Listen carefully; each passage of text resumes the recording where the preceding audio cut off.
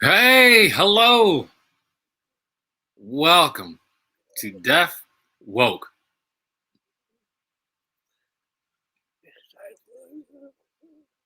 I'm thoroughly excited about today. I can't hold back. We have so much to share. So much on my mind, so much on the spirit that needs to get out with my friend today. But before we start,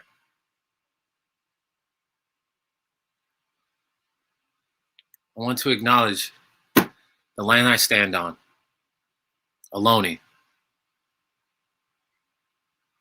the land of the indigenous people, the land that was unceded from the Ohlone people. I want to honor the indigenous community.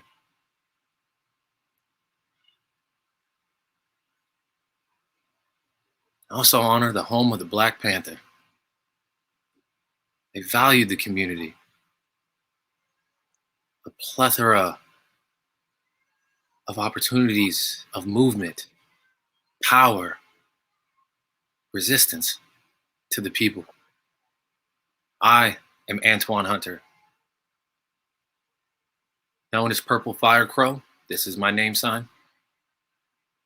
My visual background: I have a dark red curtain. I have a gray with yellow embroidery. It is hashtag Deaf Woke. I have milk chocolate skin.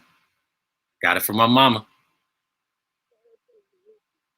I have an ebony bushy beard, locks tied back. I'm mixed with Cherokee, Blackfoot, and African American. I am honored to be here with you today. Today, Thursday, April 22nd, 2021.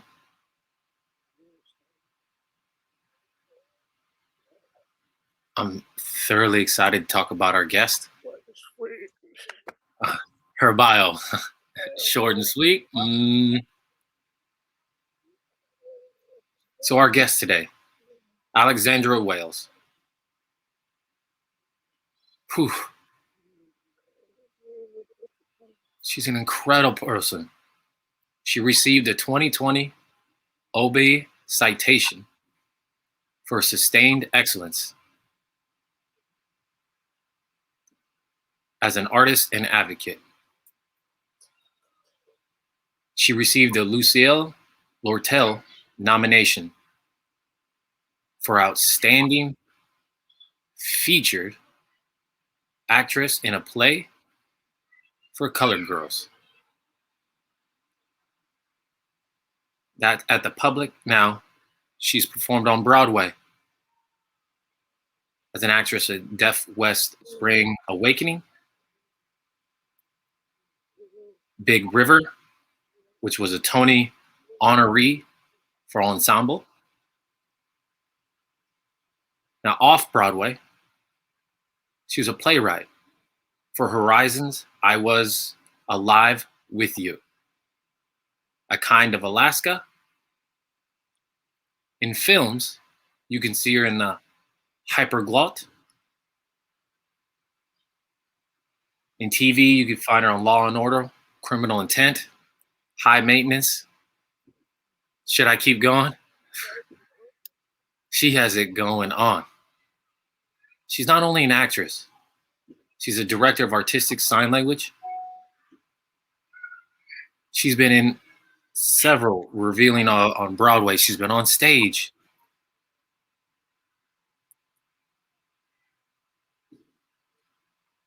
She revealed to Broadway's Children of a Lesser God and King Lear. She's a proud member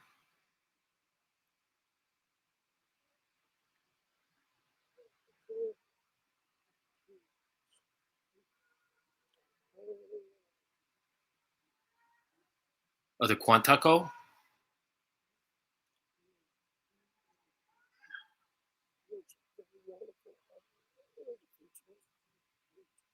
She's an amazing individual who's coming here to share her story.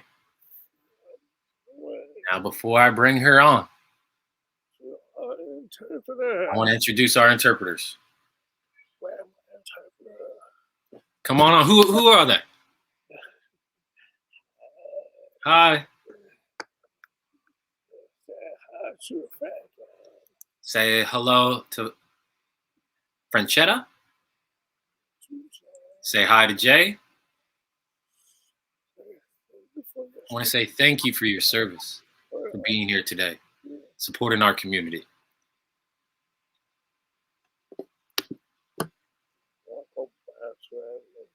Now let's go on back to Alexandra. I want to show you her reel. All right. Interpreters, come on back.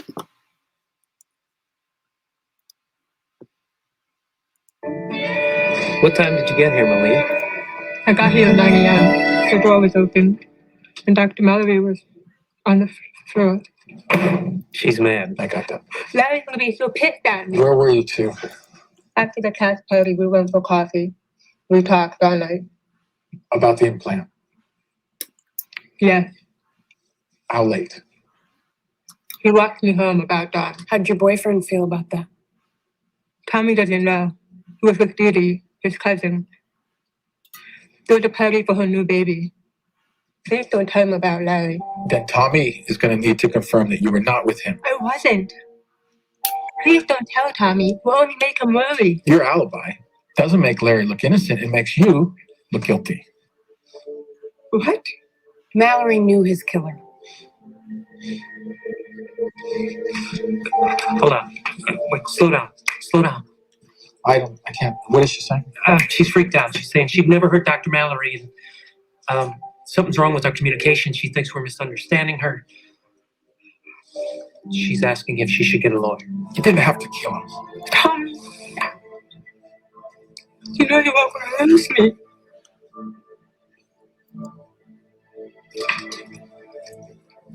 I love you. Love you.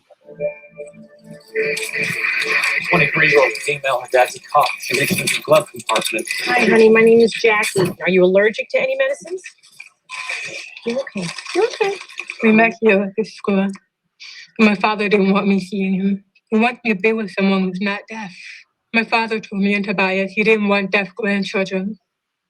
We argued. My father hit me in front of Tobias. He hit me 2 times. Was Tobias present? He came to save me. Does it hurt you to see Tobias here? No, So it would hurt to see him go to prison. no, If you had that operation, would you be able to hear? no. But you didn't want it. Why? It's my choice. Where were you all day? I was walking around. Just so many people. My signal was bad. Hey, but I told you where I was. You didn't have to do that.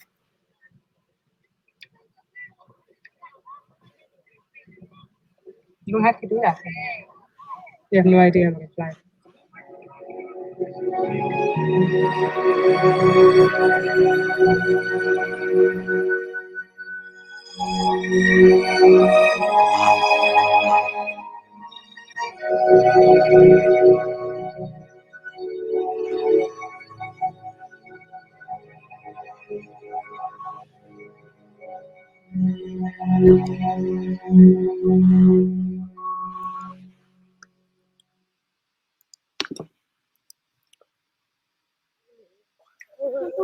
Wow. Chills. Everyone, take the time to breathe. Now, please welcome Alexandra Wells. Hi, everyone. Hey. Welcome to Deaf Woke. How are you? I'm honored to be here. Okay. I look a lot happier now than I do in the real. I was very upset, but I do want to take a second to acknowledge where we are. I'm here in New York City, and I want to acknowledge the original people who preserved this land, the Lenape people in Manhattan specifically. So I want to honor them. And thank you, Antoine, for inviting me to be a part of this. I mean, really, it's a big honor. You have done so much. That bio does not do it justice. Everything that you've done, I've seen. I remember the first time I heard about you being in New York. You know, I was dancing. It was the Yes, process. I remember. I think that's where we first met. Yeah, I remember. Before, yeah, you know, dancers, actresses, actors, and people. I never didn't hear about you. And you know, wow, you know, during that time, you know, you being on Broadway, doing jazz. Yes. Oh my God. Yes, exactly that. I was, wow, what a professional dancer you were.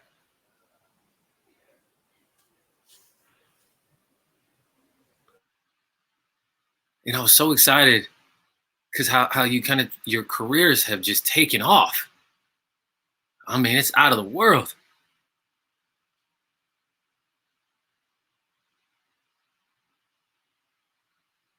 You know, as a child, did you already know that, you know, you were going to become an actress? Did you already see? Did you already envision that? An actor and a dancer, a choreographer? Okay, well, let's start with humble beginnings. Okay, so basically, when I was about 3 years old, the doctor encouraged my parents. After my parents identified that I was deaf, the doctor said, you know, why don't you just teach her how to sign? Teach her. So I was very fortunate, and I acknowledge that. A lot of hearing families don't have that kind of support, and I did have that kind of support to teach me how to sign. So they taught me how to sign, and I went into speech therapy. They put me in dance classes.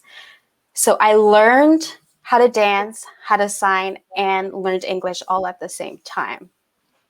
So when you're exposed as a young child to so many different experiences, it will be embedded in your mind. So in a way, that sort of predicted my future. I'm used to that kind of hustle and bustle, and I'm used to those various types of experience, and I'm able to just go with the ebb and flow of things. I feel so blessed on so many levels. When I was young growing up, dance was my life. I continued dancing, and I stopped about from 8 to 12 years old, actually 8 to 11 years old. And then I picked it up again. And the reason why I did that was because my identity as a biracial woman, half Black, half white, I never fit in. And people always bullied me all the time, deaf or hearing. I mean, Latina, it didn't even matter. I was always bullied. And with my family being hearing and no one knew how to sign, my mother and my father, my sisters, they knew how to sign. So I was able to communicate with them. So I found peace in dancing. And it was a way where I found myself, and it saved me, to be honest. I know you, Antoine. Come on, Antoine. Yes. I know. Yeah. I know. We talked about this before. It gave me an outlet. But I was also able to disconnect on things that were so challenging in my life. Go ahead. Yeah, it's other way to communicate with the world. Way to communicate with yourself. Discover yourself through movement and dance.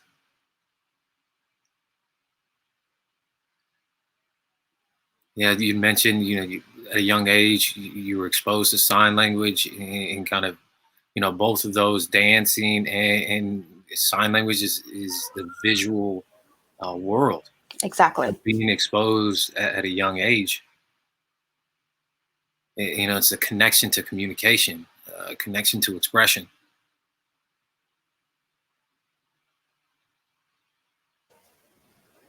So you did ballet, right? Yes, I did Ooh, ballet.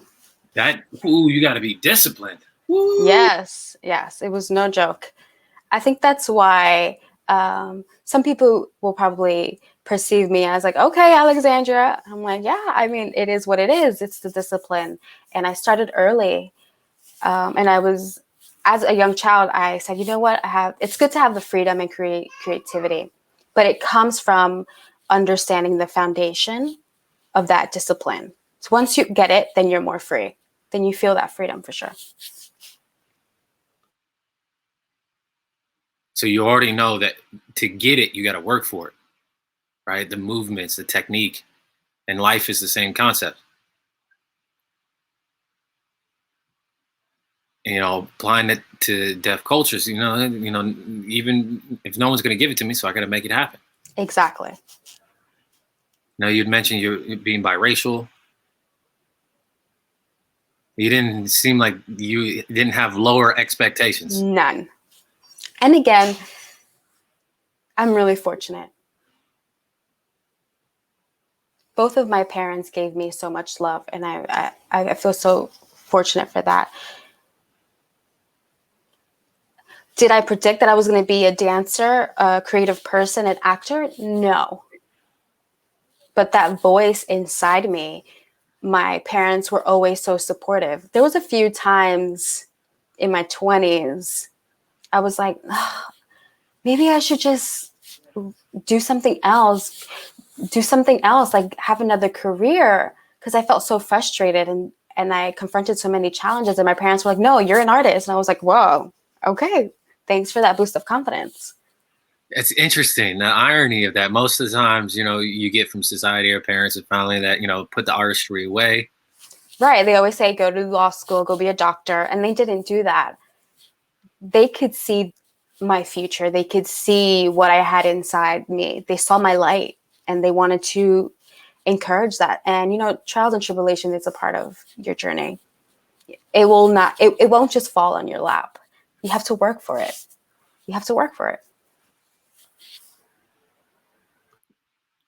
Honest, when I saw you dance, there was no word to express that what you were doing. It was just incredible. The choreography, the movement, the energy, the heart and soul you put into it. And you kind of applied the same application to acting. Turn it in, kind of cueing it.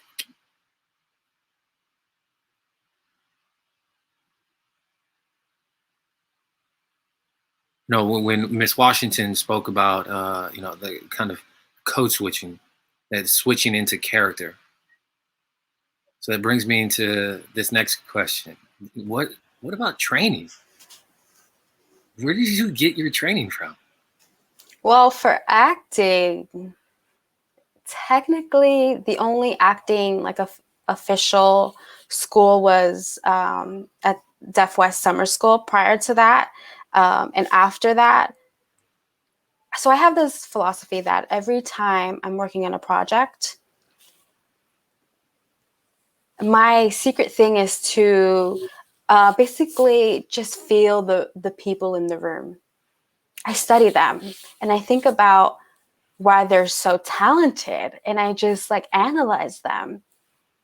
And because of my background in dance, it really gave me the ability to study, to analyze body language and understanding the deeper meaning to it and understanding the psychology behind body language, how we breathe, how we move. If you do this specific movement, what are you trying to say based on that body language? When you do this specifically, there's so much information that's being displayed on your body language, and I use that as a guide when I would analyze characters. So those are little things that I've picked up over the years, where I've studied and analyzed body language.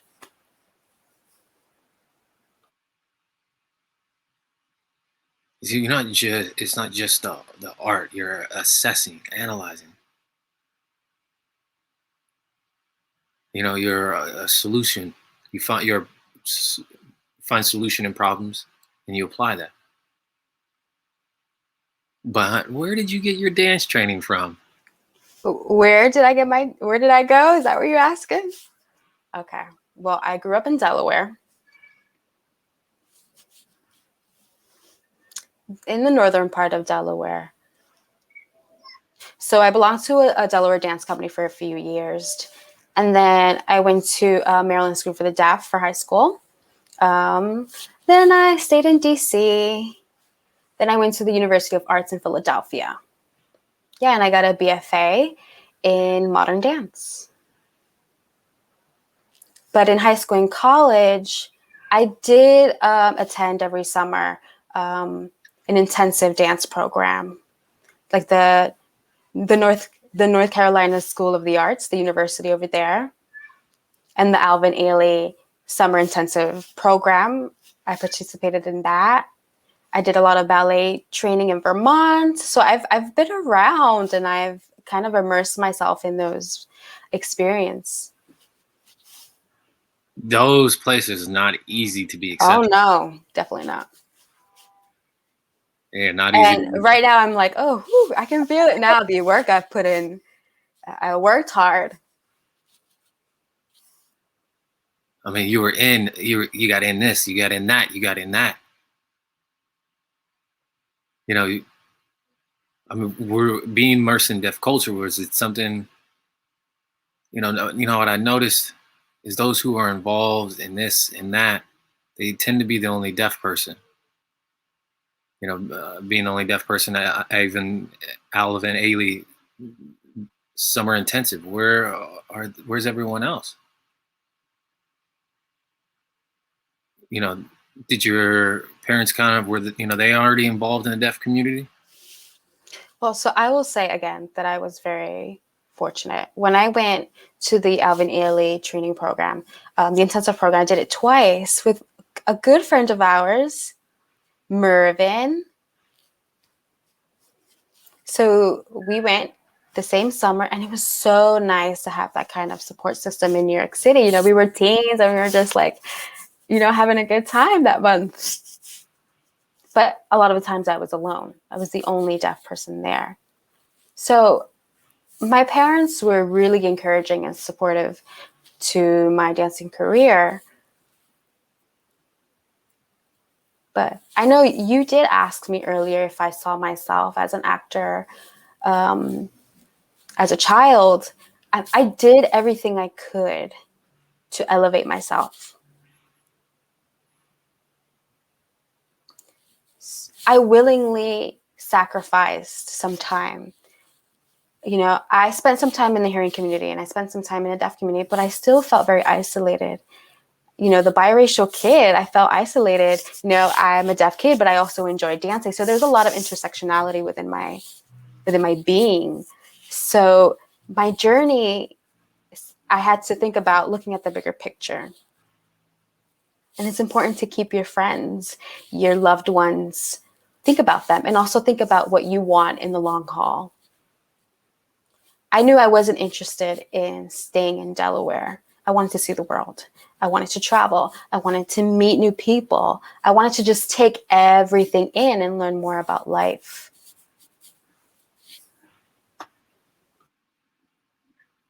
I hear you saying, my eyes hear you say, as a child, identifying as a deaf child. Yeah.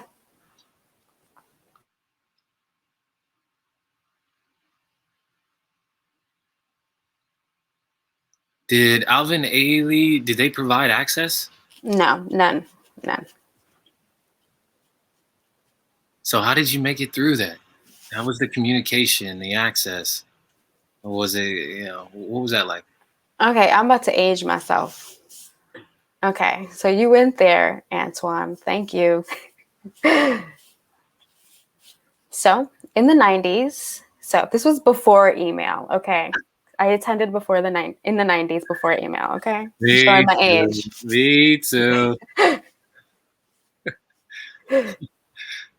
So yes, back then we used TTY and all those technical devices that we used. Yeah, yeah. All right, you remember. But so because it was dance, there was less communicating. There was more communicating through our body language and movement. It was really challenging.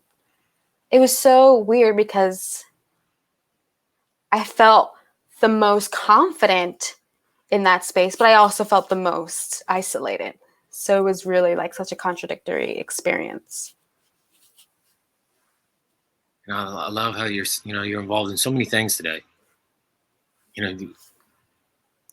A lot of deaf community doesn't want to be involved because they don't want to feel isolated. They don't feel like they want to be that they're not part of something. But I know it just didn't matter. You bring people along, my brothers, my sisters.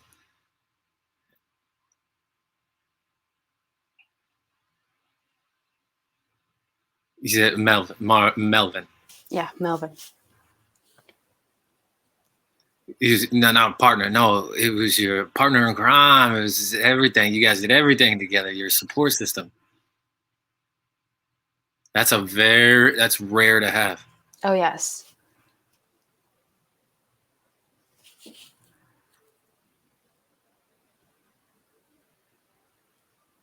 Also, having the acting roles. I saw you in Law and Order. You broke out.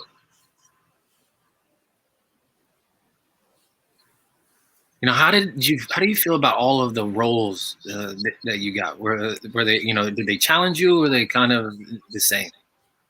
So I think that as human beings, we go through waves, different phases. Early on in my acting career, it was a general scope of the deaf female who can either speak or who can only sign. And it's often something traumatic that happened to that character. So that was the role that I often played. I saw that pattern and I said, okay, you know what? Sometimes we need to realize that the story that other people are seeing compared to what I'm looking at and analyzing the character, I want to let that character be what it needs to be. So I'm very lucky to have been given that opportunity to roll up my sleeves, think about, analyze, connect with the character, and connect with other actors and figure out who are these people.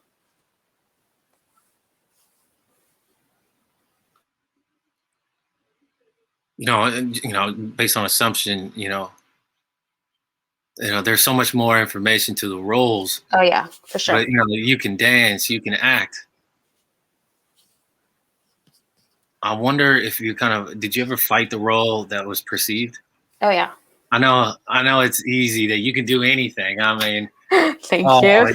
Accolades after accolades. If you wanted to become a bird, you kind of have that face, where you can transition and appear young or older. That's very sweet of you. So what you're saying about the stereotypes, yeah, I mean, it does exist. We can't ignore it. But what I also try to do is to put myself in a role and hope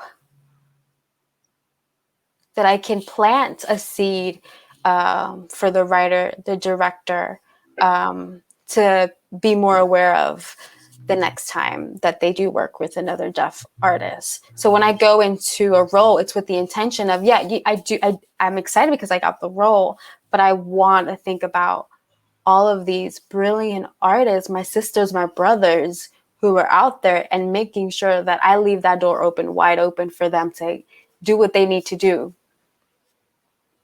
And I think we need to do that by creating our own stories more. And that's why I decided to start writing more. I realized, I was like, wait a minute. Ooh, we need more rich and interesting characters. It's needed. We need interesting people, not two-dimensional people about the world that deaf people live in. So it was really something for me as a writer where I just, okay, who are the people in my world? Who do I see in my everyday life? The characters that I see need to be out there. We need to acknowledge those type of people. And then for me, it was just like, how do we do that? How do we implement that? Broadway, off stage, on stage, TV, dancing. But what's been your favorite character? My favorite character, I have to pick one. One. Okay.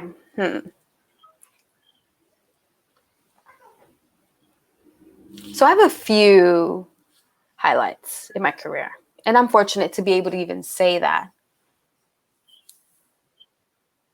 For acting is definitely For Colored Girls at the Public Theater, because I worked with an amazing, brilliant group of artists.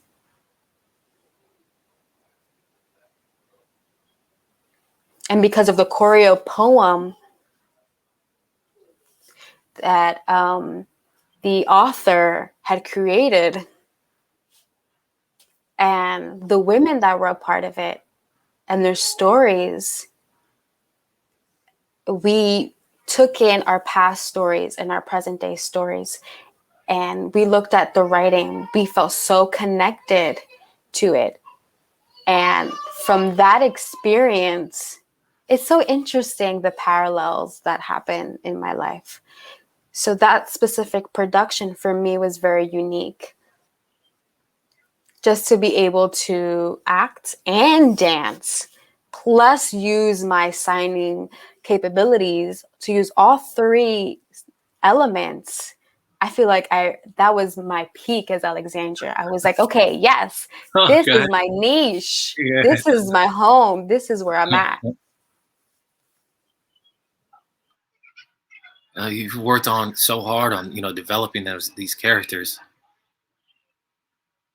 and that specific character. As I've experienced with your choreographer. Look, y'all, she is an incredible choreographer. It's choreography. You've directed. What made you start writing? You wanted to bring the life, the talents to the stage. Well, yeah, so that's a good question. I'm not sure how to answer that, but I'm still exploring the various perspectives that exist. I did grow up dancing, choreographing, directing, and now as a writer, I feel like everything gives you an opportunity to grow, to learn. And that's just my tendency as Alexandria. I absorb everything and then I explore and analyze and put that as a drink. So just recently, actually, this year, I have a few short plays that I've already put out there. Deaf Spotlight had a short film festival called Other that I did. Other, yes. Other. So it's about 4 women, and 3 of them are of color, and 1 is a white female. So it's an autobiography of my life, but in different facets of the play. So I wanted to use that short version and expand it and make it a full-length play, because that was something that I wanted to see more representation. I wanted to talk about more of stereotypes, and I wanted to show more representation. I wanted to say, here, there are BIPOC artists, and there's no original work yet.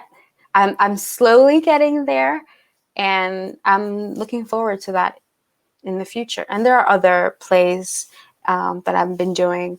We'll see where that goes. while I'm writing, I'm thinking about people. I'm thinking, who do I want to write for? How can I make sure that they see me, see my heart, see my light? And I want that to be transcended in their spirit. Yeah, you're an incredible artist. You're an advocate. You're one of the few biracial, deaf artists, advocates that I've met. I mean, I got several hearing friends that are biracial. You know, they explain growing up that, you know, they kind of going back and forth, you know, having that, being able to blend in as being black or white. You know, it's tough. You know, trying to figure out different ways of supporting the community. You know, giving them something.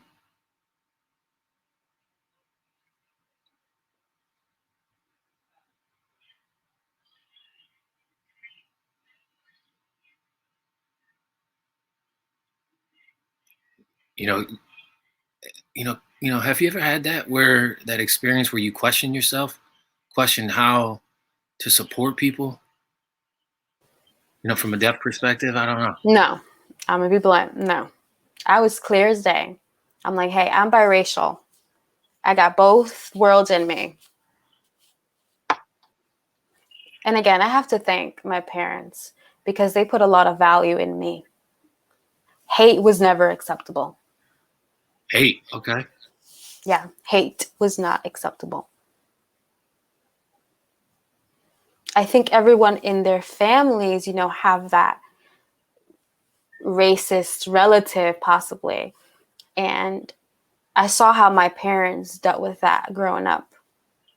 And I felt, okay, I understand what's going on. I never felt, oh, I had to pick being more white, I had to pick being more black. But because I do pass often, people will say, they'll say inappropriate comments, and I say, hey, don't try me. This is not it. Just honor it. Just honor who I am. There's no place for that in the world. Don't start with me, and it don't start with you. So let's just take a step back. So that was important for me.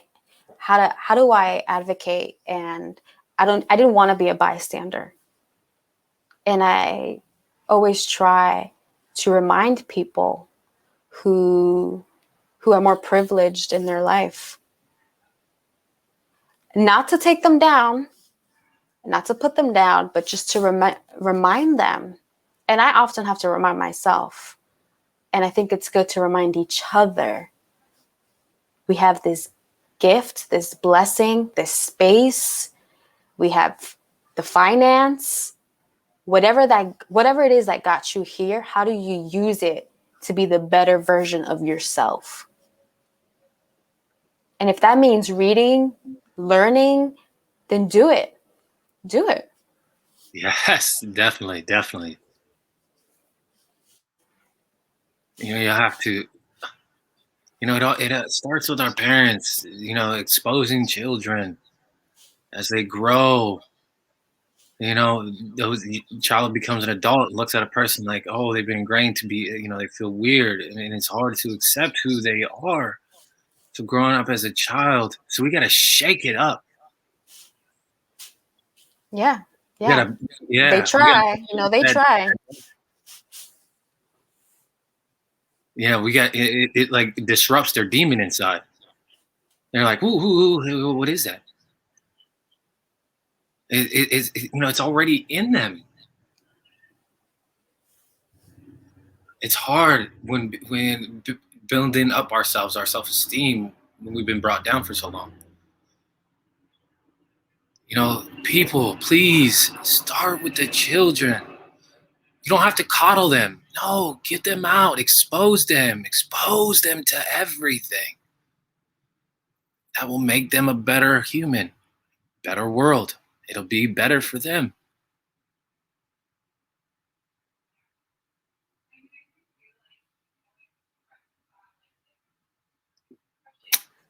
Who's your hero? Or So there's so many heroes that I can name, and there's some that I can't name. I think my heroes are my ancestors. You know, my DNA. They're my DNA. They're inside of me. So those are my heroes. And for different reasons, I have people that I look up to. And you are one, Antoine. no. Yes, you are. Because you advocate, you move through the world with your soul. You're interested in creating more space to allow for more voices, to allow for more understanding and learning. And that to me is amazing. Mm. I know that you do really care about people and the way every being exists. So I'm looking at one right now. You're my hero. Oh, I'm blessed because I've had the opportunity of meeting wonderful people like you. And you kind of, welcome me in Pennsylvania. It's not something that I've gotten before. It wasn't a type of conversation where you engage with a person. There's no money worth. You go to some places and people are standoffish.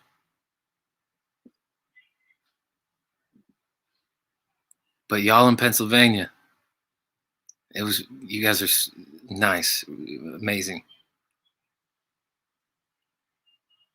So the next segment of our show is people which love it. It's called Name Those People. Some of All these. right. So are we ready to play? Name those people. All right. Wish me good luck. Okay.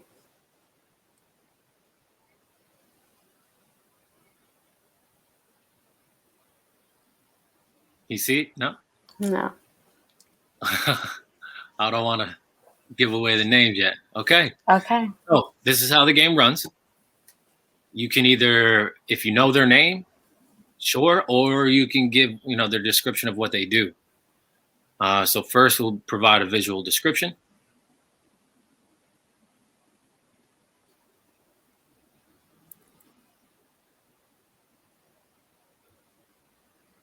One moment. Visual description is a picture of an African-American female, low-cut hair, wearing a white V-neck shirt, looking artistically at the camera. Who is she?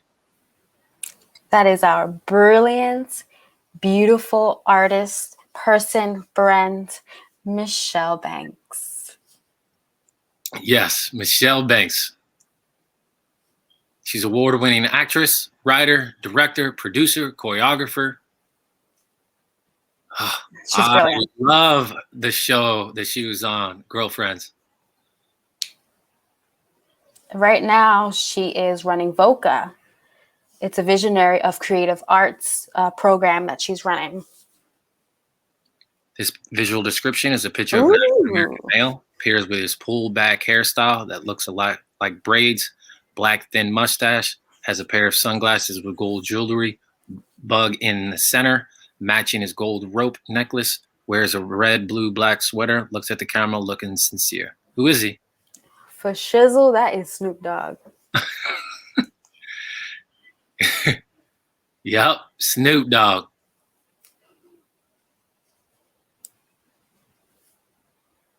Snoop Doggy Dogg is Snoop Lion, is an American rapper, singer, songwriter, producer, media personality. Yeah, he's the kings of the doggies. Next picture is a picture of an African-American male. Has a flat, low haircut. He wears in his full suit, jacket, vest, pants, and a navy, including a white collar, with a popping purple tie matching to his jacket, pocket tissue on his right, a pin invisible on his left of his jacket suit. Who is he? I think it's Harper somewhere. I think the name is Harper somewhere. I know he's an actor. He's also, what's the right term for this? He's a spiritual leader, but he also provides counsel. I believe he's a life coach also. I read something about him. I thought it was cool. I know he's an artist. He's an actor, entrepreneur, does a lot of things. Let's see. Woo, Ooh, Harper. yes. I knew it was Harper. Okay. He's an American actor, author. He was in Hill. Is known for his roles in CSI, New York, Limitless. Hmm. He's June 1st, Hill and his partners with launch of the first Black-owned digital wallet.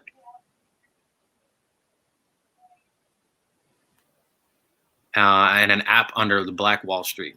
Oh, I love that. Visual description: a picture of African-American male, has a black curly short haircut, wearing a pair of black framed eyeglasses, a black thin goatee, and a dark gray jacket with a white collar under. He looks at the camera, appearing so happy with a smile. Who is he? Oh, he's another brilliant artist. This is Jeremy Lee Stone. He's also in The Sound of Metal. Ooh, oh, right. I didn't even have to give his introduction, but yes, he's from New York. Yeah, he was in The Sound of Metal. He's the founder of American Sign Language Elements. People were confused if he was deaf or hearing. Yeah, he's deaf. Right? And his poetry in ASL is beautiful. Picture of an African-American female appears in a long black straight hairstyle over her shoulders, wearing a dark red V blouse with a small silver earring on her right ear. She's glanced at the camera on the left, smiling. Who is she? Ooh. This one is challenging. She looks familiar. I'm not sure. 3, 2. I feel like she's definitely an artist for sure. That I know for sure. All right, give it to me. School me. Teach me something. Yes. She's in American films, Yes. television actress. She's known for several movies. For example, Set It Off, Beloved, and The Diary of a Mad Black Woman. She was in Soul Food, Hawthorne. She was in the movie The Star, and a 4-time NAACP Image Award winner. Wow, that's awesome. This one's tough. This one's tough. I know. The description is a picture of an African-American male, appears in a black neck turtle with a black suit jacket, wearing in a black thin flat low haircut and a pair of black framed glasses. Who is he? Who is he? This is Tyler Perry. Yep. Native of New Orleans, is an American actor, director, producer, screenwriter. Yeah, he's in the famous role Medea, tough elderly woman. He's included in the Time magazine as 100 of the most influential people of 2020. He also has a large studio. Yes, it's huge. I think he's one of the largest film studios. Oh, sorry. And also, Tyler Perry wrote a lot of his work, and he put it on stage, and then he got into making movies. So it's crazy how that happens. Visual description: a picture of an African American woman. Female appears in her hair, soft, short, thick brown afro hairstyle, glow with her silver hoop earrings, matching to her green short sleeve blouse. She looks up at the It's camera. a beautiful picture. Okay, so I think she's definitely an artist.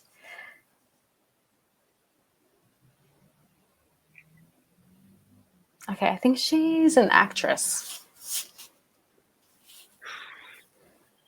Yeah, she's from Compton. Really? Oh. She was bitten by the acting bug in 2009, stemming from her love of storytelling as a child. She not only loves acting, she loves cooking and sharing art with the people. She was recently on Deaf Woke. She's also a deaf blind actress. She's part of the SAG community. I'm looking forward to working with her. Hey. Visual description: a picture of African American male appears in a black short afro haircut, wearing a pair of black thick frame eyeglasses, black smoky thin trimmed goatee, and he wears in a nice formal black suit jacket with a black button so close, and a fresh white collar and under, sitting and folding his hands in front and on top on the table, looking at the camera. That's definitely Billy Porter. There's no question about that one, huh? I mean, he's the best. He's amazing. He's also from Pennsylvania as well. He's an American actor, singer, style icon. Graduated from Carnegie Mellon University School of Drama. And he's achieved fame in performing in several different things. He was on Broadway, starting a solo career, drag, Time Magazine, 100 Most Influential People. Yeah. And one of my favorite lines is, "Be on time." It means what? Show up early. Amen to that. Visual picture is a picture of African American female, appears with her full wave long, short dark brown hairstyle over her shoulders. She has a gray smoky leather jacket on with a blue and white star spotted ruffled blouse. Who is she? She's my dear friend, Natasha O'Feely. Yes, she's an actress and a writer as well. Deaf, yes.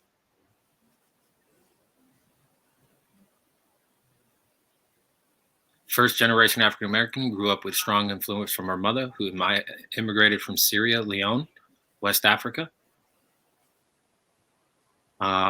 Natasha's film writings are also known by You and Me in 2018, the Spider-Man, Miles Morales in 2020. Yeah, it's a video game, and she's signing in it, and it's so beautifully depicted.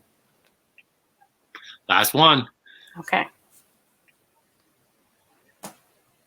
Oh yes, I love her. The description: a picture of an African American female wears in her long, loosely curly hairstyle.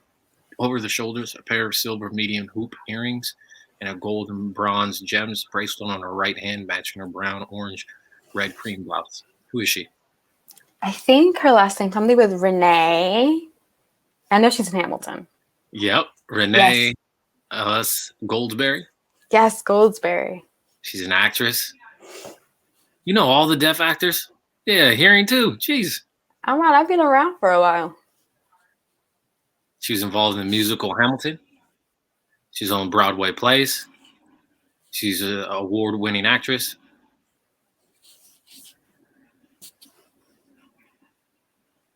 She's in a soap opera, she's a soap opera daytime. TV shows One Life to Live. I used to watch her all the time. Oh my God, when I was younger, I used to watch Days of Our Lives. That was one of my TV obsessions. Now I'm like, okay, on to the next. I mean, it was a phase. She's also in The Good Wife. Yes. I mean, we could do this all night about history, but I don't want to take too much of your time. I want to give the opportunity to the audience to ask you some questions. Yes, please. All right, people. This is the time to ask Alexandra anything. Come on, bring the questions. Give it to me. Okay, I want to give you fair warning, Miss Alexandra. Some of these questions could be tough. All right.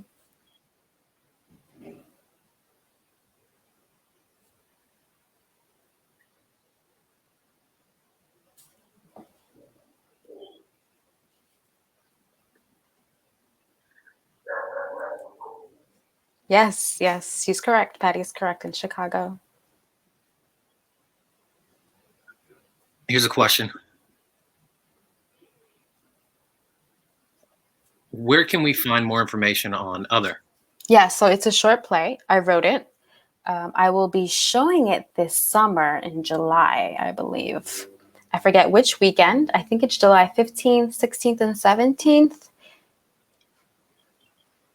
It'll be demonstrated in the Deaf Festival, and they'll have different short plays. So, keep an eye out for the details, but it'll be out there in July. And then it'll be shown virtually, which was an interesting experience to do everything through Zoom. For me, it was challenging, but we did it. That's most important, and I learned a lot. I think the biggest thing that we learned was sometimes technology, can be really awesome, and sometimes it's like, we can't do this. So we have to be okay with it. We have to work with it. Question. Have you ever had trouble working with hearing actors?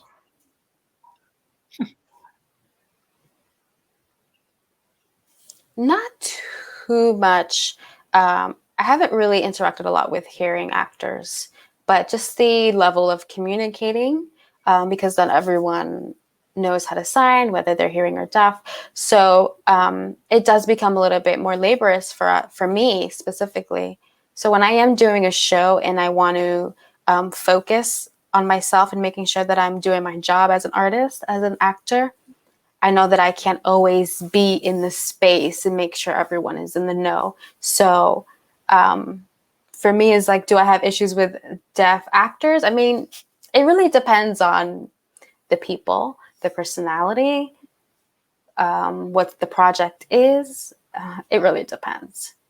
I mean, I have a lot of good experiences, so that's a good thing.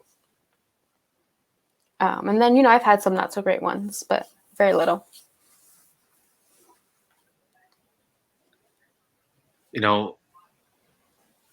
It doesn't matter, being involved. I've been involved in acting. Hearing interpreters, forget their script, and then I forget what they, I can't hear what they say. And then, I don't want to feel, I don't want to feel a certain way. So then I keep this showing going. So, I just kind of, I transitioned into dancing because that was easier to follow. Which is true. I couldn't fix the problem, So I have several examples of an instance for Big River on Broadway that I was a part of.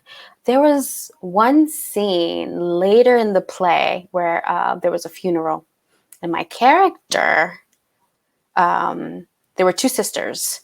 I played a sister. There were two love interests. So there's like deaf actors and hearing actors. One actor just started learning how to sign just for that show. Prior to that, they had no knowledge of ASL. They completely forgot their line. They were signing it, but they just forgot their line. I was like, oh my God, what's going to happen now? The audience is just like waiting, like what's going to happen? And the actor was really trying to remember, like, what's the sign for this? So he was just throwing out signs. Someday and we were just like, okay. And it was a crazy moment. And I think for me, that was an amazing moment, because so often when hearing people, or when we forget our lines, hearing people are just like, ugh. And then we see actors who are so adamant about getting their lines done in ASL, making sure that they don't forget. And then you just develop this really good relationship with them. And it's interesting to see how people act under pressure. And I've seen experiences where people have just like, goodbye, I'm done with this. And then I've seen people who are so good at improv, and it's really amazing. Question is, how do you feel about hearing actors being casted in deaf roles? It ain't cool. No, I don't like it. Oh, that's the answer.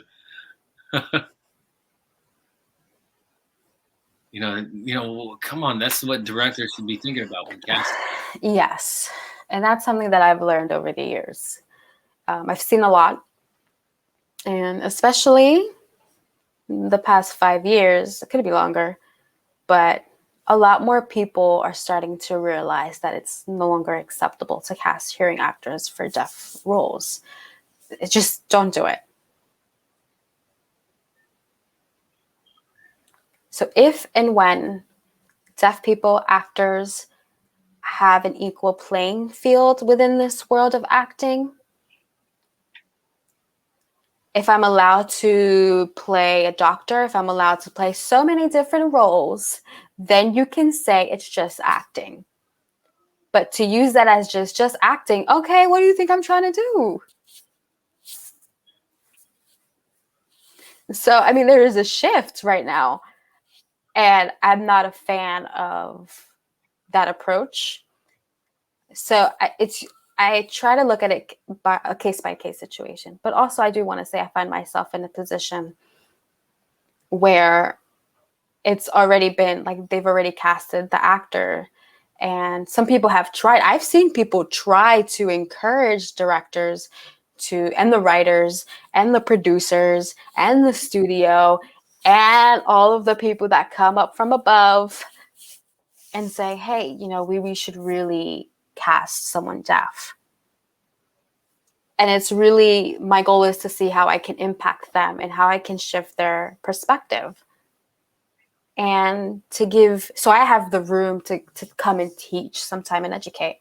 And some people are just like, you know, if you are just yelling at them and just preaching at them, they'll shut down. So other times you just have to kind of go with the ebb and flow and throw in some teachings in there, and then they'll look at themselves and say, okay, all right, I see what you're doing. I acknowledge that. You know, it's not always instant gratification. So Amy asks, how has the pandemic changed your creative goals for maybe 1 or 3 years? Perhaps a combo of virtual and on-stage work? Well, that's an interesting question. It's a good question, Amy. So for a long time as a choreographer, director, I've always been open to a hybrid kind of approach of using creative media. And most people looked at me like, Alexandra, what is you doing?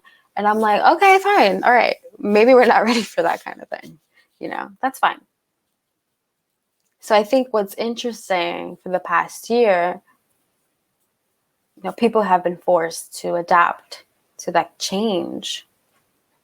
And once you're being forced, sometimes you're either saying, no, I don't want to adapt to it, or you're more willing to adapt to it and saying, okay, you know what, let's do this. Now, obviously, I prefer working in person, but I also don't want to just discard working virtually, because I've reached out with so many people during this entire pandemic. Like, Antoine, I'm here with you right now. We're chatting. Right? I mean, yeah. So it's really unique, and I really cherish those moments.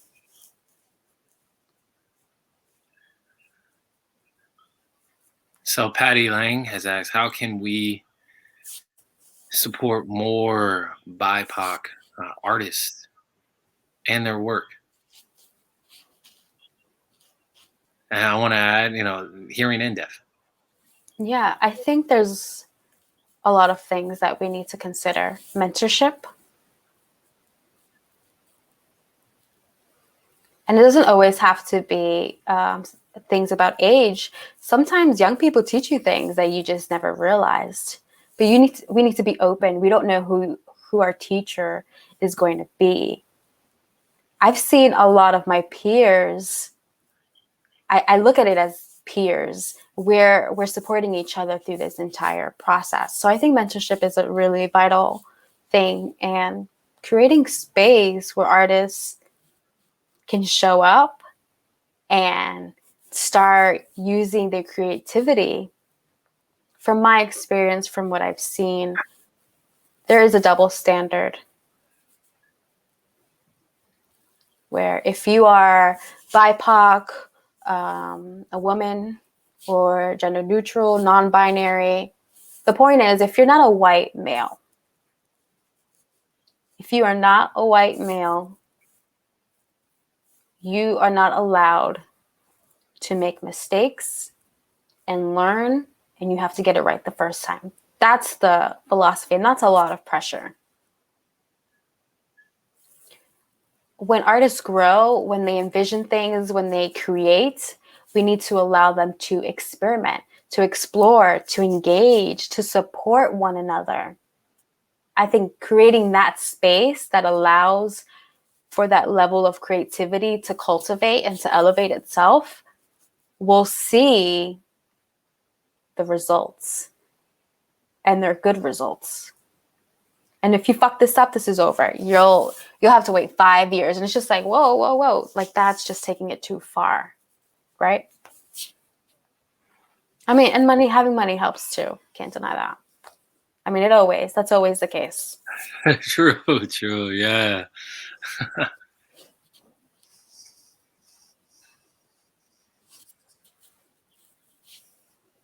Audience, if you got some more questions, the time is now. She has so much knowledge. I think you'd already mentioned something about your next project, writing, playwriting. Do you have a larger project that you're working on? I do. Big project you're working on. I mean, it's approaching. It's with an organization in New York City. It's called Arsenova. So with everything being done online, prior to the pandemic, there was a space for new works, for people to exhibit their shows, for people to exhibit their dance projects. There was a lot that was done. And then sometimes it was brought over to Broadway.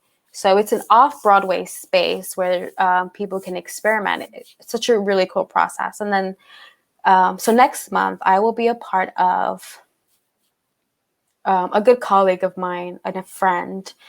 They have a vision, and they're doing a residency right now with Arsenova, and with several artists that would like to work with them. And I was picked also to work with them.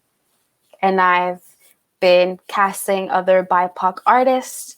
We have decided to make a presentation on May 14th at 7 Eastern Standard Time, 7 p.m. 7 p.m.? Yes, 7 p.m. Eastern Standard Time. Yeah. Okay. Yeah, and that would be 4 for you, Antoine. Okay, thanks. I'll be there to watch. I'm also working on the staging for a workshop, for a new original piece by Gallaudet, a student from Gallaudet. So May is a busy month for me. Clearly. You're always busy. You're doing this, you're doing that. Trying to impact the community. I love it. If the audience does have any more questions, then I would love to hear your final thought. What's something that you just need? Oh, wait. There's always that one that creeps up on you. Question is, how do you juggle your work, your passions, and self-care? Yeah, I'm hairless right now. Honestly, it's okay. Okay, so if I give you a more elaborate answer, I think what I always try to remind myself, as all of you should as well, there's only one of you. So take care of yourself. Take care of your spirit. Take care of your heart. Take care of your body, your mind. Whatever that may mean, if it means to eat better, eat well, do what you love. And what you do will always come back to you. And also make sure you get enough sleep. I enjoy sleeping and I try my best to get sleep. I'm sorry, what? Yeah, you have to try.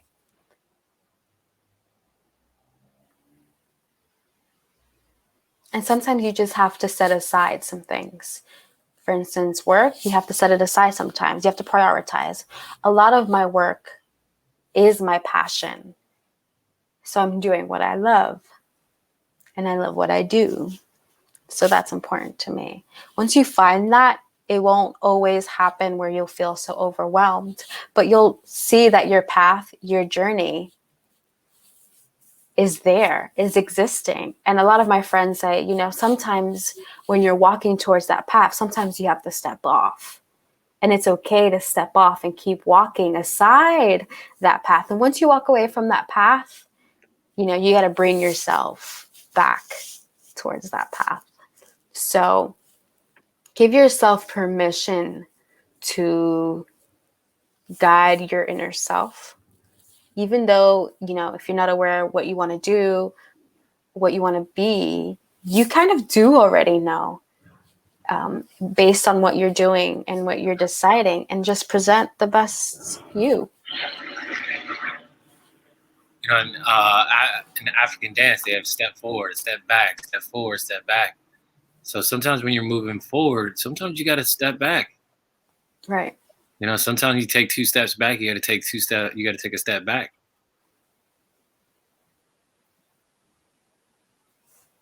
You know, it's, you know, the part of the life process. You know, Yes, go, absolutely. breathe. Yeah, embrace it. You just have to embrace the process and the journey, and always remember where you are. Sometimes I forget to remind myself, like, girl, you've done so much. You've done a lot. And I'm like, okay, yes, you're right. You're right. What's next? And then I'm like, okay, maybe I need to take a step back. I think Patty wants to know which playwright by your favorite Black author is your favorite? Which play written by your favorite Black author is your favorite? Oh, wait, I want to hear yours. Wait, can I hear yours? I don't know. Okay, Anna Smith. Mhm.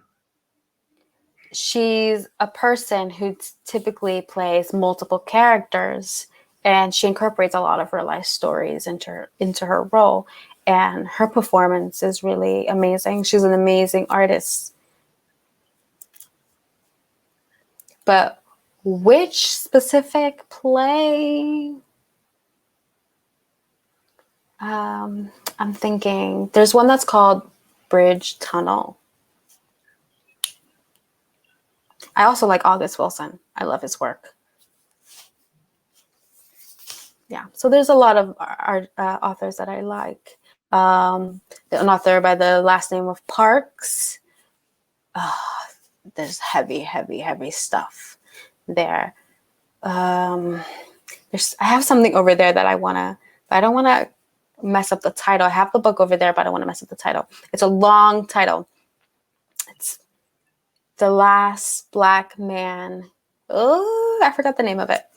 But from what I remember was watching it and being so fascinated by how the author was just able to cultivate our history and pick events and then just put that in figures, specific types of figures, and then seeing how those figures interacted. It was deep, but it was really amazing. I don't know. It looking like I may want to read it. Yeah, okay. I'll lend it to you. I didn't want to give you the wrong title.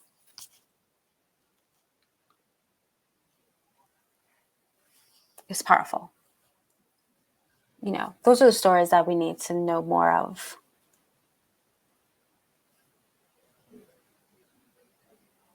Oh, we got the name of it. It's called The Death of a Black Man. Yes, thank you.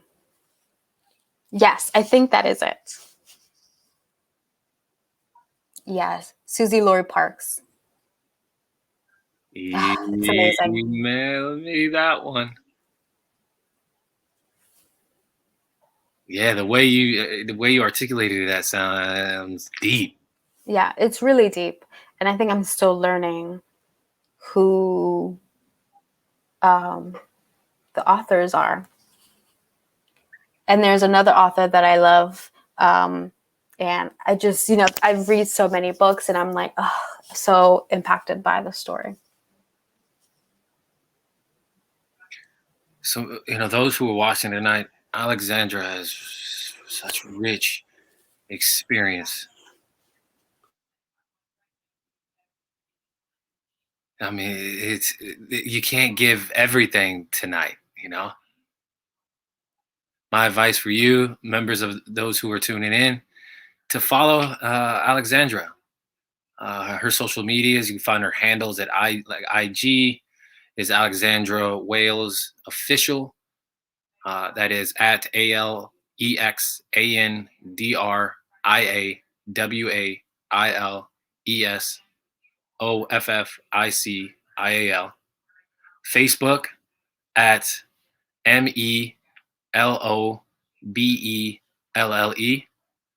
And over at Twitter, it's at AJKWAILES.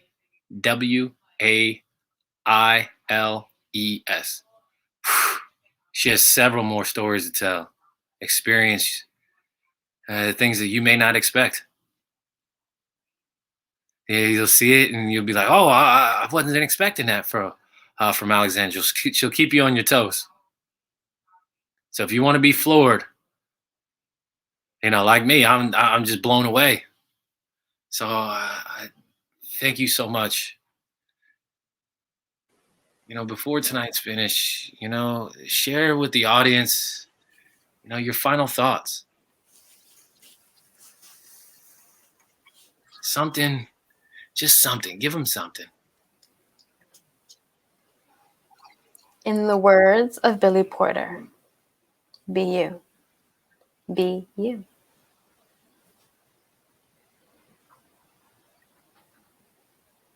Keep learning who you are.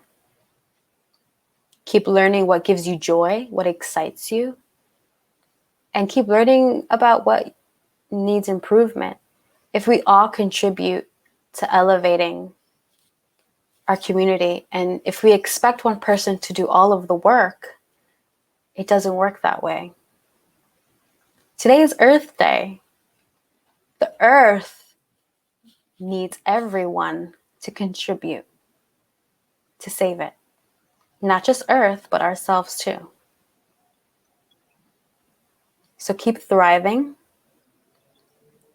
Keep taking care of your heart and your soul. Yeah. Woo! Now let's dance. Okay, yeah, let's dance.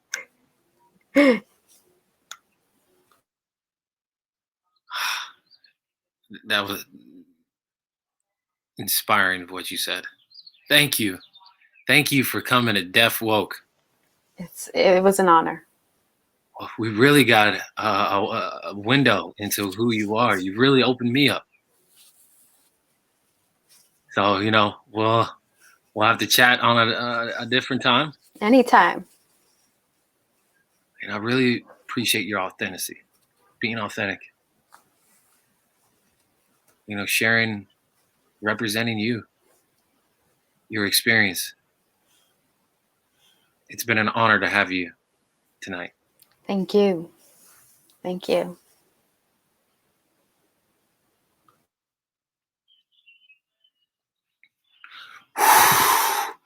Wow. Did y'all know who that was? Y'all know who that is? That's Alexandra. Ooh. Amazing human. I hope you learned a lot, because I did.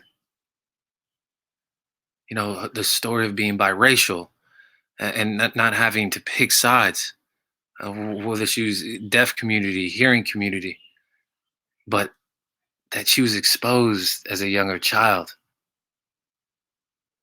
And she was already accepting who she was. And there was no question. She didn't have to question herself. She only questioned how far she can go. Discipline, training, picking up things here and there. That hands-on experience. Learning the talents that she has.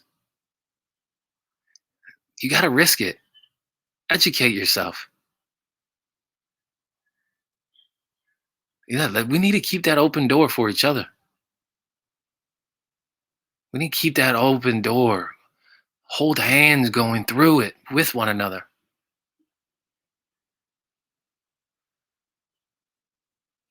You know, some people don't even know how to hold hands.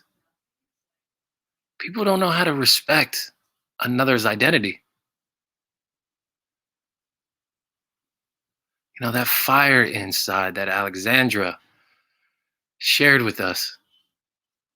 You know, it's that fire, that warmth of love.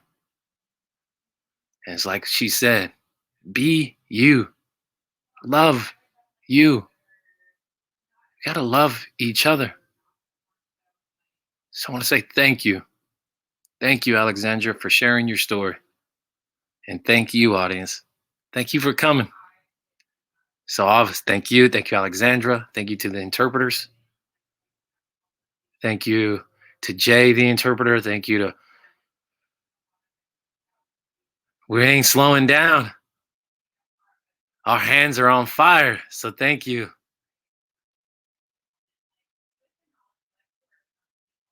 Thank you to Hal Round for partnering with us, Drop Labs, and thank you for watching this evening. So if you love it, come on, give us some love, likes. Look, the show does not operate freely. Please, we encourage your donations.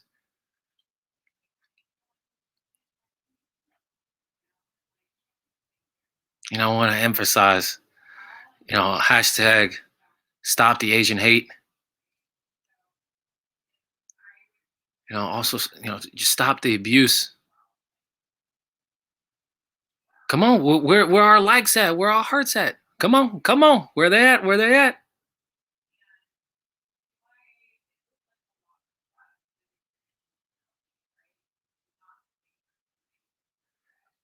I appreciate you, all of you, for listening in a different way.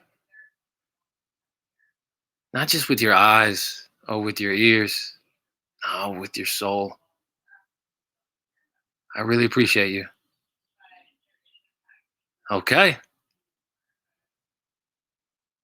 And that was my final thought. So peace, love, and I'm out. Let's put some music on.